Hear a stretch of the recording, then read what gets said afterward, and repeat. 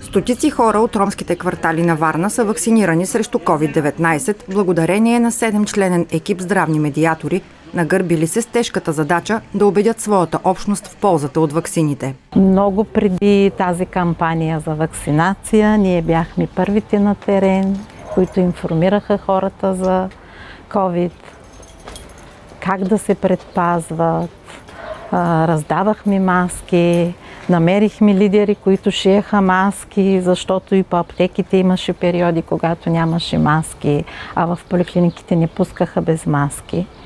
И сме раздавали на най-бедните, на хора, които не могат да си купят, как да ги използват, сме говорили. Там, където могат да четат и пишат с материали образователни, там, където не могат устно, им разказвахме за ползите от ваксините. Давахме примери с боледували хора, колко е по-тежко и как доста пъти има фатален край. Благодарим на посолството на Нидерландия, че подкрепи нашия проект, който наистина беше страхотен. Ние бяхме от първите, които започнахме да работим за вакцинацията след малцинствата, така нареченото уязвимите групи. Имахме подкрепата на община Варна, на РЗИ Варна. Имахме голяма полза от нашите ходжи. Те, понеже са по-така отворени към тая тема, особено в Аспарухово, наистина много ни помогнаха.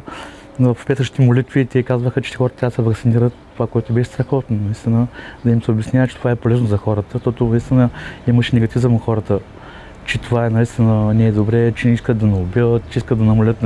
Населението е само доста повече, е само пък трябва да намалят. Такива неща, които хората ни говориха. Но ходжата в квартала Аспарухово оказал голямо съдействие. Разрешил да залепят плакати, а във Фейсбук групата на джамията публикувал графиците за вакциниране. Лично призовал вярващите да участват в кампанията и имало ефект. Започнем първо с най-близките си, с роднините, дъщери, зечове, баджанаци, така наречените. Така че хората очакваха наистина след първите вакцинации, които ще направим в Аспарухово, едва ли не хората трябваше да умрат. Не сме ги вакцинирали вече. Но това е от хубавото, че личният пример е много важен. Ние бяхме вакцинирани от здравните медиатори всички. И като питат, не може да убедиш някой да се вакцинира, когато сам не си вакциниран. Това е много важно, личният пример. Така че почнахме от нашите щерки, те гледаха, наистина очакваха след една седмица хората трябваше да умрат, защото бяха вакцинирани. Но това не се случи, защото втората доза е 14 дена пак правихме и пак гледаха скептично. Но вече като привърши първият елемент с двете дози, вече хората бяха по-така отворени да се вакцинират. Медиаторите разчитали на брошури на разбираем език, подарявали шапки, тениски, чаши и раници. Как си след вакцината? Добре. Как се чувстваш? Добре. Нямаш никакви проблеми? Няма проблеми. Получавах критики, повече критики, отколкото одобрение от това, което съм направил. Защото почнаха сега. Ама те за тебе това ще стане, това ще стане, нали, ще се разболееш, тук виж си предал и Бога дух. Идваха при мен и казваха, нали, ти се вакцинира сега, колко пари ти дадоха? Те мислеха, че това става за пари. Но много хора говориха, че тук се въртят някакви големи пари, нали, и ние го правим за пари и си пълним джобовите, примерно. И имаше и такива, но нали ви казвам, това, че сме добре познати в общността, докато като има едните, веднага една среща, пък имаш и други, които казват, нали, те живеят тук, от колко време помагат, помагали са в това и в това, правят го за ваше добро.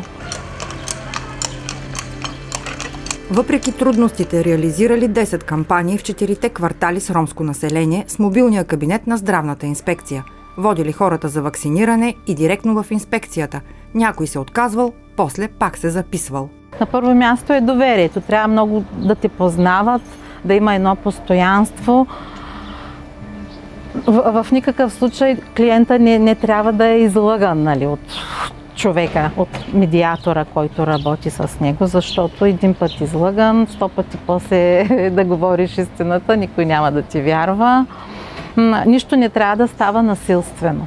Винаги трябва да е по негово желание. Цялото семейство накарах да се вакцинират.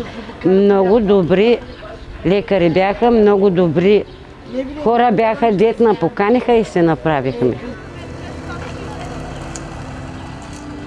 Но младите се страхували, разказват медиаторите, заради слухове и дезинформацията в социалните мрежи. Затова работата продължава.